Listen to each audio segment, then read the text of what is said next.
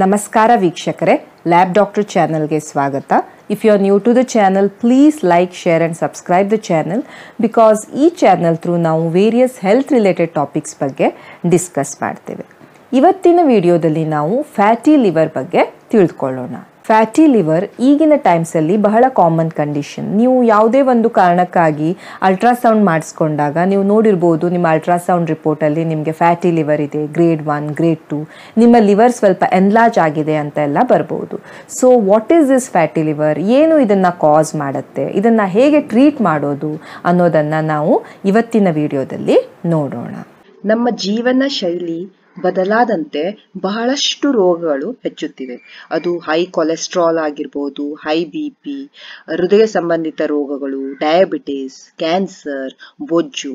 ಇವೆಲ್ಲ ನಾವು ಕಡಿಮೆ ಆಕ್ಟಿವಿಟಿ ಮಾಡುವುದರಿಂದ, ಅನ್ಹೆಲ್ತಿ ಫುಡ್, ಜಂಕ್ ಫುಡ್ಸ್, ಹೆಚ್ಚು ಸ್ವೀಟ್ಸ್ ಕನ್ಸ್ಯೂಮ್ ಮಾಡೋದ್ರಿಂದ ಇವೆಲ್ಲ ರೋಗಗಳು ಜಾಸ್ತಿ ಆಗ್ತಾ ಇದೆ.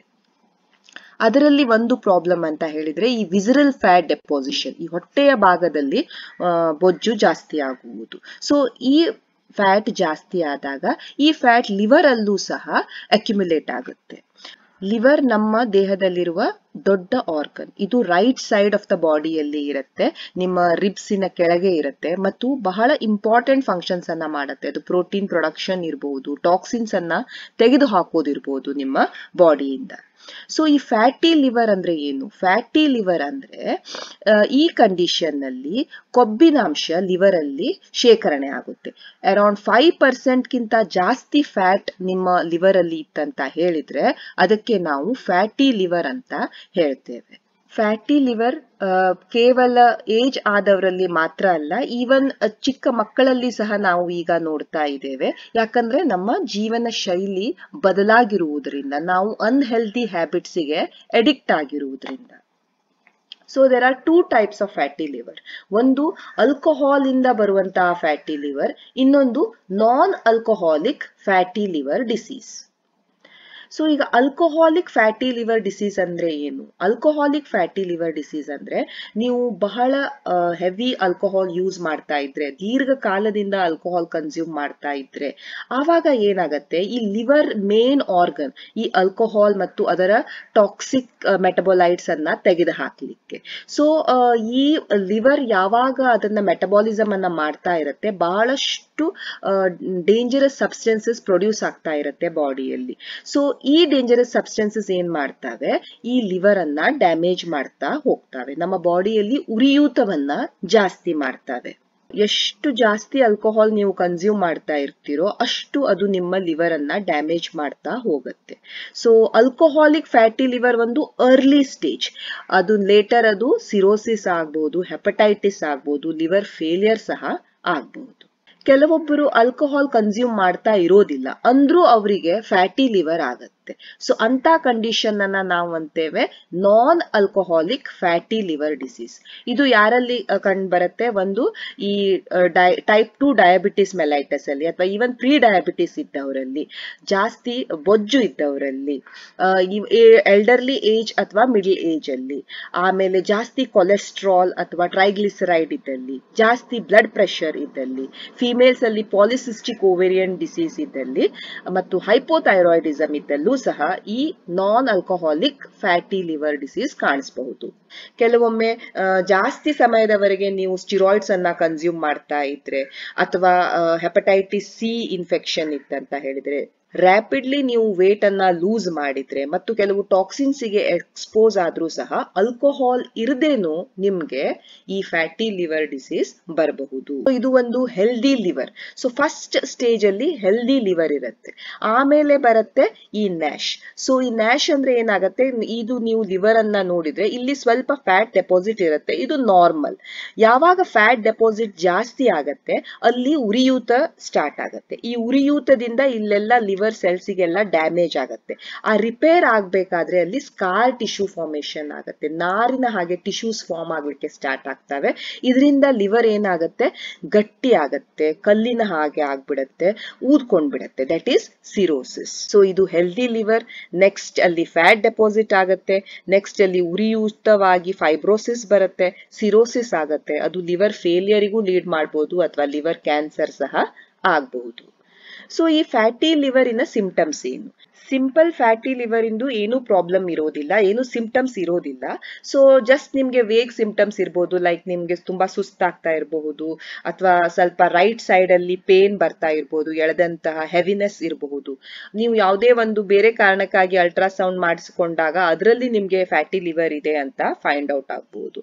But at a later stage cirrhosis ಎಲ್ಲ ಆದಾಗ ಈ ಡಾರ್ಕ್ ಕಲರ್ ಯೂರಿನ್ ಆಗೋದು, ಜಾಂಡಿಸ್ ಆಗೋದು, ಹೊಟ್ಟೆಯಲ್ಲಿ ನೀರು ತುಂಬಿಕೊಳ್ಳೋದು, ಕಾಲಿನ ಊತ ಬರುವುದು, ಇವೆಲ್ಲ ಸಿಂಪ್ಟಮ್ಸ್ ಲೇಟರ್ ಸ್ಟೇಜಸ್ ಅಲ್ಲಿ ಬರುತ್ತೆ.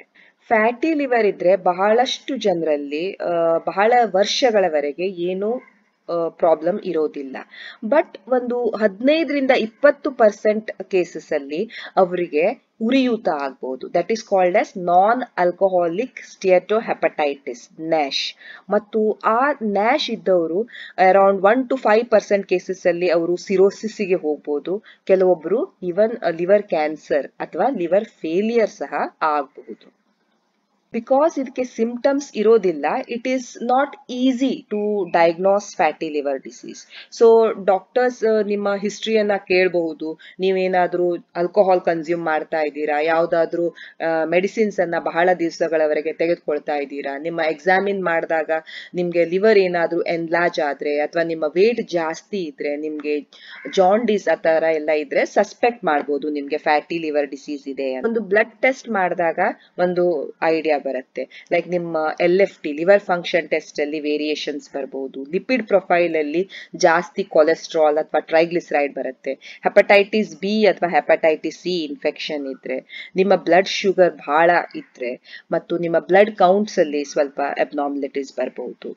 ಇಮೇಜಿಂಗ್ ಸ್ಟಡೀಸ್ ಅಲ್ಲಿ ultrasound is a cheapest available tool to diagnose fatty liver. ಯಾಕಂದ್ರೆ ಅದರಲ್ಲಿ ಬಹಳಷ್ಟು ಸಲ ನಾವು ಅಲ್ಟ್ರಾಸೌಂಡ್ ಅಲ್ಲಿ ಈ ಫ್ಯಾಟಿ ಲಿವರ್ ಅನ್ನ ಪಿಕಪ್ ಮಾಡ್ತೇವೆ. CT ಸ್ಕ್ಯಾನ್ ಮಾಡಬಹುದು, MRI ಮಾಡಬಹುದು. ಇನ್ನೊಂದು ಹೊಸ ಸ್ಕ್ಯಾನ್ ಅಂದ್ರೆ ಫೈಬ್ರೋ ಸ್ಕ್ಯಾನ್. ಈ ಫೈಬ್ರೋ ಸ್ಕ್ಯಾನ್ ಅಲ್ಲಿ ಎಷ್ಟು ಫೈಬ್ರೋಸಿಸ್ ಇದೆ, ಎಷ್ಟು ನಿಮ್ಮ ಲಿವರ್ ಸ್ಟಿಫ್ ಆಗಿದೆ, ಅದನ್ನ ಕರೆಕ್ಟ್ ಆಗಿ ಫೈಂಡ್ ಔಟ್ ಮಾಡಕ್ಕೆ ಆಗತ್ತೆ. ಕೆಲವೊಂದು ಕಂಡೀಷನ್ಸ್ ಅಲ್ಲಿ ಲಿವರ್ ಬಯಾಪ್ಸಿ ಸಹ ಮಾಡಬೇಕಾಗಿ ಬರುತ್ತೆ, ಜಸ್ಟ್ ಟು ಕನ್ಫರ್ಮ್ ಇದು ಫ್ಯಾಟಿ ಲಿವರ್ ಇದೆಯೋ ಇಲ್ವೋ, ಆಮೇಲೆ ಎಷ್ಟು ಡ್ಯಾಮೇಜ್ ಇದೆ ನಿಮ್ಮ ಲಿವರಿಗೆ ಅಂತ. ಬಹಳ ರೇರ್, ಬಟ್ ಕೆಲವೊಮ್ಮೆ ಅದನ್ನು ಸಹ ಯೂಸ್ ಮಾಡ್ತಾರೆ. ಸೊ ಇದು ಒಂದು ultrasound which is a very good tool to diagnose fatty liver, and ಇದು ಫೈಬ್ರೋ ಸ್ಕ್ಯಾನ್. ಸೊ ಈಗ ಹೇಗೆ ನಿಮ್ಮ ಫ್ಯಾಟಿ ಲಿವರ್ ಅನ್ನ ನೀವು ಟ್ರೀಟ್ ಮಾಡಬೇಕು? The first and foremost thing is ನೀವು ವೇಟ್ ಅನ್ನ ಲೂಸ್ ಮಾಡಬೇಕು. Extra weight should be lost. At least 5-10% ನಿಮ್ಮ ಬಾಡಿ ವೇಟ್ ಅನ್ನ ನೀವು ಕಡಿಮೆ ಮಾಡಿಕೊಂಡ್ರೂ ಸಹ ಲಿವರ್ ಅಲ್ಲಿ ಫ್ಯಾಟ್ ಡೆಪೋಸಿಷನ್ ಆಗೋದು ಕಡಿಮೆ ಆಗತ್ತೆ. ನೀವು ಸಡನ್ ವೇಟ್ ಲಾಸಿಗೆ ಹೋಗಬಾರ್ದು. ಯಾವುದೇ ಒಂದು ಕ್ರ್ಯಾಶ್ ಡಯಟ್ ಆ ತರ ಎಲ್ಲ ಮಾಡಬಾರ್ದು. It should be slow and gradually ನೀವು ವೇಟ್ ಲಾಸ್ ಅನ್ನ ಮಾಡ್ಕೊಳ್ಬೇಕು. 100 kgs ಇದ್ರೆ ಅಟ್ ಲೀಸ್ಟ್ ನೀವು ಒಂದು 94-95 kgs ಆದ್ರೂ ಸಹ ಲಿವರ್ ಅಲ್ಲಿ ಡೆಪಾಸಿಟ್ ಆಗುವಂತ ಫ್ಯಾಟ್ ಕಡಿಮೆ ಆಗುತ್ತೆ. ವೇಟ್ ಲಾಸ್ ಮಾಡ್ಕೊಳ್ಬೇಕಾದ್ರೆ ನಿಮ್ಗೆ ಹೆಲ್ದಿ ಡಯಟ್ ಇರಬೇಕು, ಅದರ ಜೊತೆ ಎಕ್ಸರ್ಸೈಸ್ ಸಹ ಬೇಕು. ಎರಡು should be done hand in hand. So ನೀವು ಆದಷ್ಟು ಕಡಿಮೆ ಶುಗರ್ ಕನ್ಸಂಪ್ಷನ್ ಆಗ್ಲಿ, ಉಪ್ಪು ಕನ್ಸಂಪ್ಷನ್ ಆಗ್ಲಿ, ಅದನ್ನ ಕಡಿಮೆ ಮಾಡಬೇಕು. ಈ ಜಂಕ್ ಫುಡ್, ಫ್ರೈಡ್ ಕರೆದ ಪದಾರ್ಥವನ್ನ, ಪ್ರೊಸೆಸ್ಡ್ ಫುಡ್ ಅನ್ನ, ಬಿಸ್ಕೆಟ್ಸ್, ಚಿಪ್ಸ್, ಪ್ಯಾಕೆಟೆಡ್ ಫುಡ್ಸ್ ಅನ್ನ ಆದಷ್ಟು ಕಡಿಮೆ ಮಾಡಬೇಕು. ಹೆಲ್ದಿ ಫುಡ್ಸ್ ಅನ್ನ, ಅದು ಫ್ರೂಟ್ಸ್ ಆಗ್ಲಿ, ವೆಜಿಟೇಬಲ್ಸ್ ಆಗ್ಲಿ, ನಟ್ಸ್ ಆಗ್ಲಿ, ಹೆಲ್ದಿ ಗ್ರೇನ್ಸ್ ಆಗ್ಲಿ, ಇವುಗಳನ್ನ ನೀವು ಜಾಸ್ತಿ ಕನ್ಸ್ಯೂಮ್ ಮಾಡಬೇಕು. ಎಕ್ಸಸೈಸ್ ಅನ್ನ every day 30 minutes at least ಮಾಡಲೇಬೇಕು. ಯಾವುದೇ ಫಾರ್ಮ್ ಆಫ್ ಎಕ್ಸಸೈಸ್ ಅನ್ನ ಮಾಡಬಹುದು, ಬಟ್ ಎರೋಬಿಕ್ ಎಕ್ಸಸೈಸ್ ಲೈಕ್ ಅದು ರನ್ನಿಂಗ್ ಆಗಿರ್ಲಿ, ಸೈಕ್ಲಿಂಗ್ ಆಗಿರ್ಲಿ, ಸ್ಕಿಪ್ಪಿಂಗ್, ಈ ತರ ಎಕ್ಸಸೈಸ್ ಅನ್ನ ಸಹ ನಿಮ್ಮ ಎಕ್ಸಸೈಸ್ ರುಟೀನ್ ಅಲ್ಲಿ ನೀವು ಅಳವಡಿಸಿಕೊಳ್ಳಬೇಕು. ಯಾಕಂದ್ರೆ ಇದರಿಂದ ಫ್ಯಾಟ್ ಬರ್ನ್ ಸ್ವಲ್ಪ ಜಾಸ್ತಿ ಆಗುತ್ತೆ. ಆಲ್ಕೋಹಾಲ್ ಅನ್ನ ಕಂಪ್ಲೀಟ್ಲಿ ನೀವು ಕ್ವಿಟ್ ಮಾಡಬೇಕು. ಯಾವುದೇ ಔಷಧಿಗಳನ್ನ ನೀವು ನಿಮ್ಮ ಡಾಕ್ಟರ್ಗೆ ಕನ್ಸಲ್ಟ್ ಮಾಡಿಯೇ ತೆಗೆದುಕೊಳ್ಬೇಕು. ಓವರ್ ದ ಕೌಂಟರ್ ಸಿಗುವಂತ ಔಷಧಿ, ಅದು ಪ್ಯಾರಾಸಿಟಮಾಲ್ ಆಗ್ಲಿ ಅಥವಾ ಬೇರೆ ಯಾವುದೇ ಪೇನ್ ಕಿಲ್ಲರ್ಸ್ ಆಗ್ಲಿ, ನಿಮಗೆ ಬೇಕಾದ ಹಾಗೆ ಅದನ್ನ ಕನ್ಸ್ಯೂಮ್ ಮಾಡ್ತಾ ಹೋಗ್ಬಾರ್ದು. ಇದರಿಂದ ಲಿವರಿಗೆ ಡ್ಯಾಮೇಜ್ ಆಗತ್ತೆ. ಹರ್ಬಲ್ ಮೆಡಿಸಿನ್ಸ್ ಎಲ್ಲ ಸಹ ತೆಗೆದುಕೊಳ್ಳುವ ಮೊದಲು ನಿಮ್ಮ ಡಾಕ್ಟರ್ ಅನ್ನ ಕನ್ಸಲ್ಟ್ ಮಾಡಿ. ಯಾಕಂದ್ರೆ ಕೆಲವೊಮ್ಮೆ ಅವು ಲಿವರ್ ನ ಡ್ಯಾಮೇಜ್ ಮಾಡ್ತಾ ಇರಬಹುದು. ಹೆಪಟೈಟಿಸ್ A, ಹೆಪಟೈಟಿಸ್ B ಇವುಗಳಿಗೆ ವ್ಯಾಕ್ಸಿನೇಷನ್ಸ್ ಅವೈಲೇಬಲ್ ಇದಾವೆ. ಇದಾವೆ, ಇವುಗಳನ್ನ ನೀವು ಹಾಕ್ಸ್ಕೊಂಡು ಇರಬೇಕು. ಥೈರಾಯ್ಡ್ ಪ್ರಾಬ್ಲಮ್ ಇತ್ತು ಅಂತ ಹೇಳಿದ್ರೆ ಥೈರಾಯ್ಡ್ ಪ್ರಾಬ್ಲಮ್ಗೆ ಟ್ರೀಟ್ಮೆಂಟ್ ಅನ್ನ ತೆಗೆದುಕೊಳ್ಳಬೇಕು. ನಿಮ್ಮ ಕೊಲೆಸ್ಟ್ರಾಲ್ ಅನ್ನ ನೀವು ಕಡಿಮೆ ಮಾಡ್ಕೊಳ್ಬೇಕು ಅಂಡ್ ನಿಮ್ಮ ಬ್ಲಡ್ ಶುಗರ್ ಅನ್ನ ಕಂಟ್ರೋಲ್ ಅಲ್ಲಿ ಇಟ್ಕೊಳ್ಬೇಕು. ಕೆಲವೊಂದು ಮೆಡಿಸಿನ್ ಸಹ ಇದಾವೆ ಫ್ಯಾಟಿ ಲಿವರಿಗೆ, ಬಟ್ ಇವೆಲ್ಲ ಎಷ್ಟು ಎಫೆಕ್ಟಿವ್ ಇದಾವೆ ಅದಕ್ಕೆ ಇನ್ನೂ ಸ್ಟಡೀಸ್ ಬೇಕು.